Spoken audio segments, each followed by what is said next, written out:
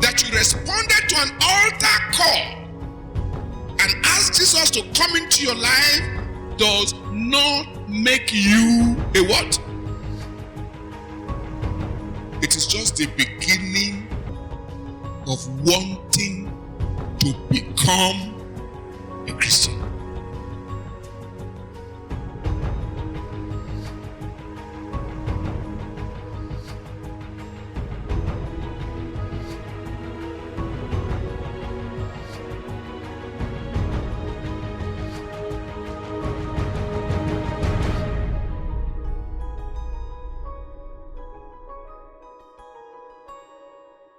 Say that. What were they afraid of from the beginning? You? In our lifetime, we will see how you will make it. When we kill you or sell you out, we will see. But when you read the story of Joseph, you find that several times over and over they had done this. Finally, they came again and said with their mouth, voluntarily now, we are your servants. So they're ready for the master now, the new master, to say what should happen. Do you know, at the bow and knelt before him, Joseph said, all right now you know. Begin to roll from this end to that end. What will they do? They will roll. Say, okay, you didn't know what it means. Do you know what I went through? I want you to do frog jump from here to that point. What will they do? They will do it. If he had said to them, all right, I've heard what you have said, but you know what? For me to be at peace, each one of you, go and bring so amount of money. When you contribute it and put it in my account, then you come back. When I get the alert that you've deposited the money, we can continue from there. What will they do? They will do it. But what did Joseph say to them? Don't be afraid. He calmed their nerves.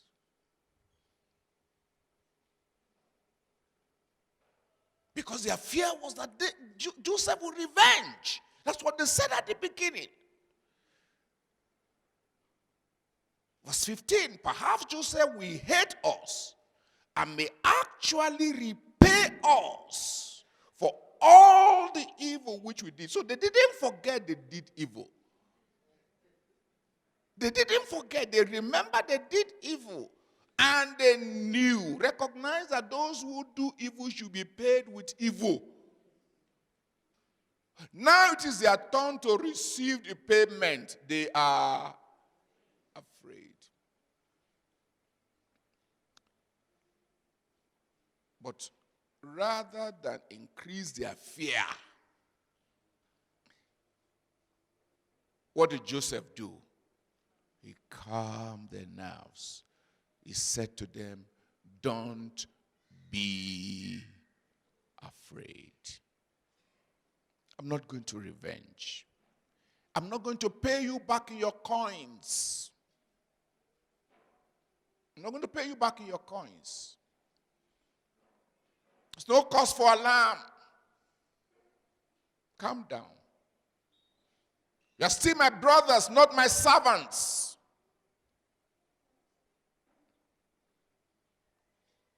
Now I give you the respect that is due to you, not because you offended me and now I'm in place to do something.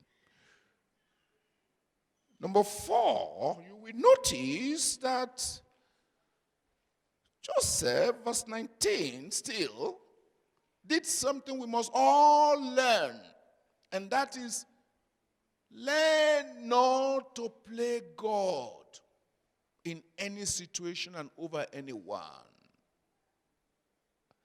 Joseph asked, am I in the place of God?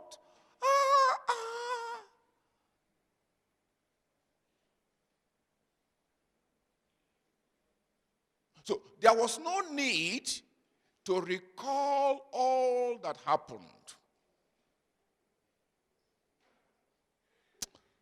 You know what offended me most? It was you. I remember that day when they put me in the pit and they said they would remove. You said they should kill me. You are the one. In fact, your own, I just remember now. You are the one who killed that goat on which they put the clothes. I know you. You think I've forgotten? If not for big brother, thank you. But you. I still remember. Were you not the one who said that the Egyptians are coming? Let's sell them to those ones. He could recall all that they have done and wash everybody down and then said, now I am.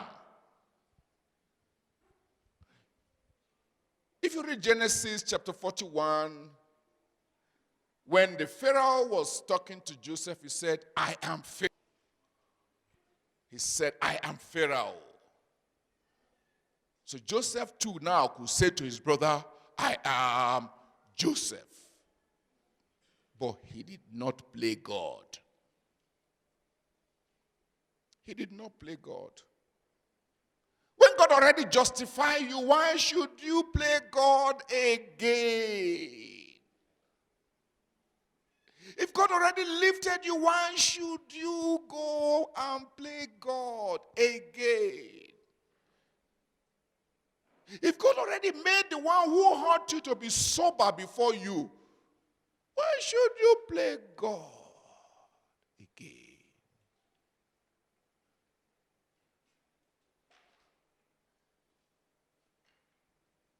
When someone who pompously, proudly said they would never greet you, now come to say, good morning, sir, good morning, ma.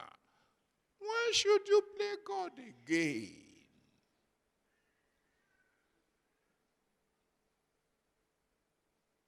Learn not to play God. Learn not to play God. Because already God put you at an elevation where they also find difficult to comprehend. So there is no need for you to prove any point. There is no point to prove. There is no need for you to prove any. I am your senior. It doesn't matter anymore. I am more wealthy than you. It doesn't matter. I am more educated. I am. You are nothing. You are whatever you are by the grace of God. If you want to be at peace with others, don't take the place of God.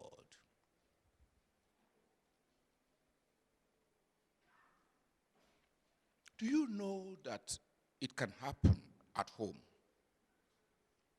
Maybe a man will offend the wife seriously and gravely too. Or it could be the wife who offended the husband gravely and gravely.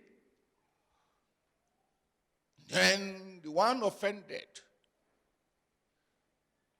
said, don't beg me again, don't talk to me again.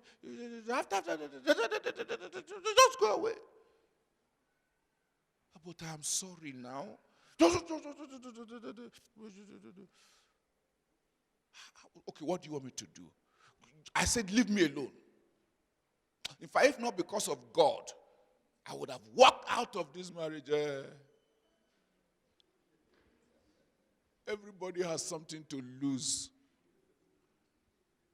Don't think if you go, you are going free. You have something to lose too.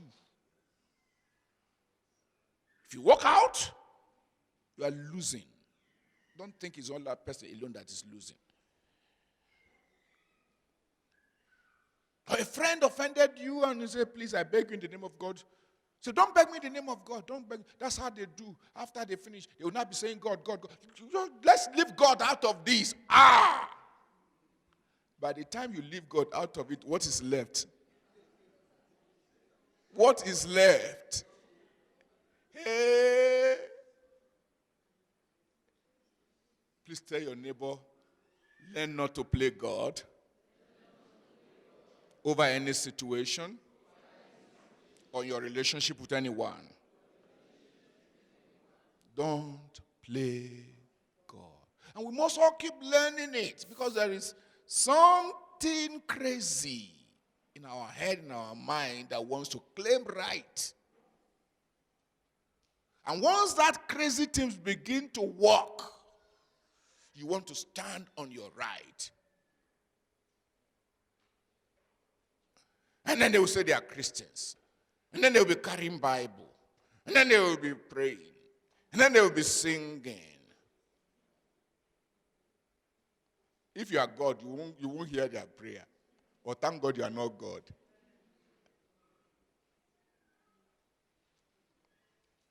Learn not to play God. Situations will come and go. It doesn't matter how worse. That will not make you to become God. Let God always be God. By the time someone begins to, whether directly or indirectly, invoke God into any situation, let go.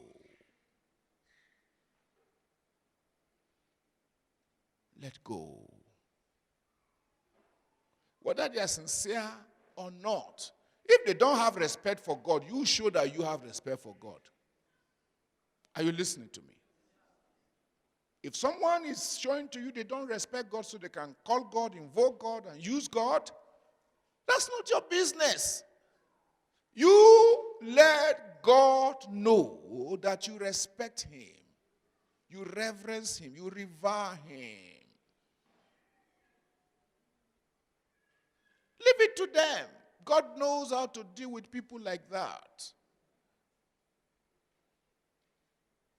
But when you now want to be in the stead of God, you are going over and above the dial. You are going the other end, extreme. And you may end up offending God in the process. So, yes, they offended you, but now you have offended God. Which one is worse? To offend men or to offend God? Of course, to offend God is worse. Never, never forget that it says, my glory I will share with no man. Share with no man. Number 5. If you will be at peace with yourself and with others, then you must learn to reframe and to reinterpret meanings of what happened to yourself and to others. Change the frame from which you are looking at the issue. Change the meaning to which you gave that you gave to the issue. So long as you maintain the meaning that made you feel hurt, so long it will be difficult to let go of the matter. But change it. Look at what Joseph said to his brothers. Verse 20. Genesis chapter 50, verse 20. But as for you, you meant evil against me, but God meant it for good, in order to bring it about as it is this day, to save many people alive. Now, you will notice that it did not only reframe the matter, it did not only reinterpret it, he gave a positive side to it. Oh, never mind. Do you know that that thing you did, God used it to teach me a great lesson that has brought me to where I am now? And then you are making the person feel that, well, you thought that you were offending me, but you see what God has done? Maybe if you didn't offend me the way you did, I would not be where I am today. In fact, I should be thanking you for offending me. Any more trouble?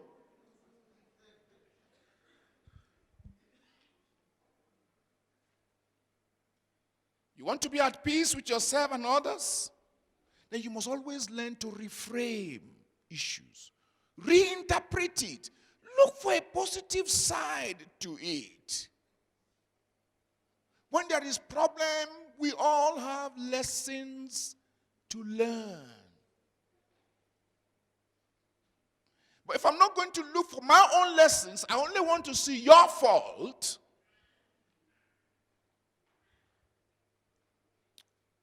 we'll be at a standstill. And that's part of the reason why many pains don't heal on time. Because you never change your meaning. The meaning you gave it at first is still the meaning. 20 years later, you are still carrying it. But do you know that once you change the meaning, the outcome too will change? So Joseph told his brothers, what you meant was evil, but you see what God has turned it to be. Everybody's enjoying today, so they didn't really do anything. But come to think of it, didn't they do evil? They did. They knew what they did was evil. Joseph was human too. He could choose to say, oh, I will never. He just forgot it and life goes on. God meant it for good. We're all enjoying today. I am where I am. You're also enjoying out of it. It's like Joseph saying to them, if all of you knew that today will come truly and you will benefit from it, maybe you would not have done it that time. But you have done it, and now it's for the benefit of all. Meanings are important to us. Unfortunately, nobody can really understand your meaning, the meaning you attach to something, except you say it. Nobody can say the way you are seeing things, except you say it. But once you change the way you see it, and you reinterpret it, and what you are looking for is what is the good in this matter. And you put yourself in the place of Paul that says all things work together for good to those who love God. And what you are looking for is what is the good in this thing. You will see the good. And when you see the good, you will be appreciative. Because now becomes your duty to say, God, I thank you. You use that thing to put me on my toes. You use that thing to change the way I am thinking. You use that thing to sharpen my life so I can be more useful. You use that thing to send me back to school, and I am here. You know the point I'm making? There is a good that can come out of your pain. There is a good that can come out of it. But the pain will not turn to good, and you will not see the good in it, so long as you maintain the way you are seeing it. So long as you refuse to change your frame of mind. So long as you are not looking for the positive side of it, you will not see it. That is number 5. I have 2 more and then we will go to pray. Number 6. If you will be at peace with yourself and other people, then you must learn to provide reassurance to them. Provide reassurance to others. Provide reassurance to others. Joseph said to them in verse 21, "Now therefore, do not be afraid." He said it again. Don't be afraid. Don't be afraid. I will provide for you. I will provide for your children. Don't be afraid. That's reassuring. Do you know that when someone really, really hurts you, even when you say, "I forgive you," many of them don't believe you really forgive.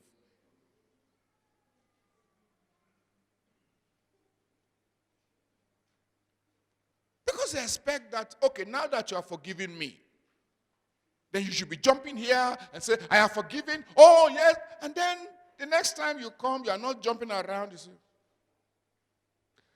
"Have you truly forgiven me?" Now, you were not jumping around before. But now they expect you to be jumping around because you are forgiven. No. It's just because they need reassurance. They need reassurance. They need reassurance. He told them, "Don't be afraid" at the beginning. Now again, it's don't be afraid. All will be well. Don't be afraid. Don't be afraid. And we all need it. You need it. Those who offend you also need it. To be sure that the matter is truly, truly done with and is over. Now, when you learn to provide reassurance to others, you will be at peace with yourself.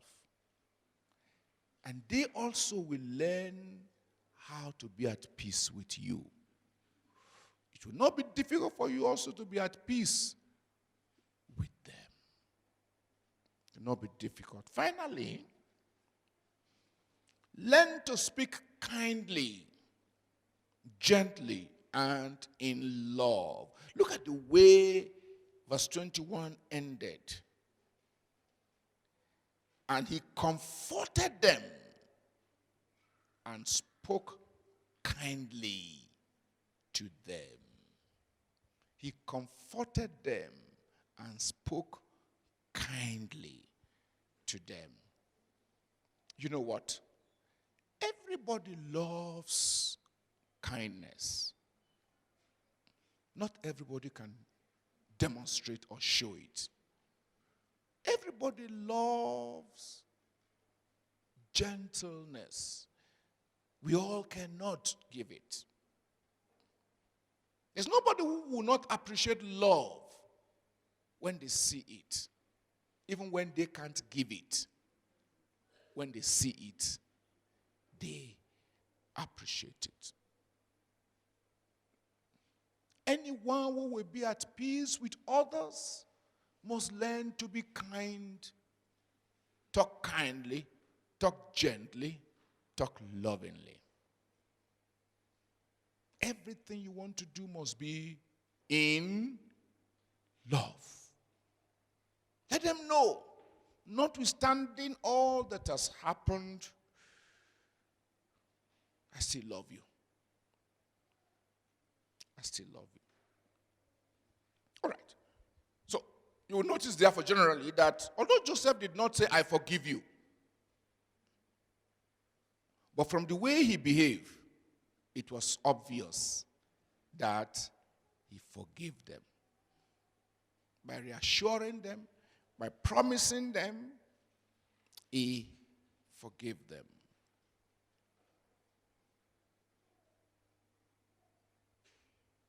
everybody left at peace. He was peaceful, and they also left his presence more peaceful than they came. And their relationship put yesterday behind, and together they were all ready to face the future. All right, so as we just reflect together today, I want to ask you,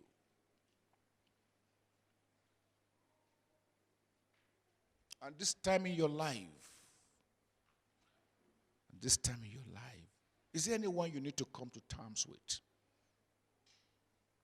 Someone, some of you, we just had it during the teaching that some of these things are vows. You vow to yourself, I will never. And it goes right down deep into your spirit. And even when you have forgotten, it is still there. There is a vow of I will never in your mind, in your spirit. And some of these things move from generation to generation. Some of you are hurt today not because you were directly affected, but somebody said, somebody did, and you picked it. And now it has become your own. And some of you are ready now to transmit it to the next generation. That my father said, this person, and please be careful, because... So you find something that should have ended now is becoming generational. Pastor, you know what? You know, of all that happened, there was only one thing that really got to me. I will never.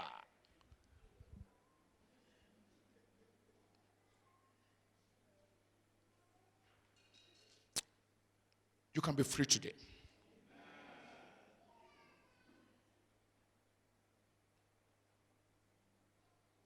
You can be free today. You can become at peace with yourself. And you can become at peace with other people. When you find personal peace about the situation, it will not be difficult for you to be at peace with other people. There are maybe things that people did carelessly, handled some issue too about your life. Say, if that issue was handled properly, I would not become like this now. How can I ever?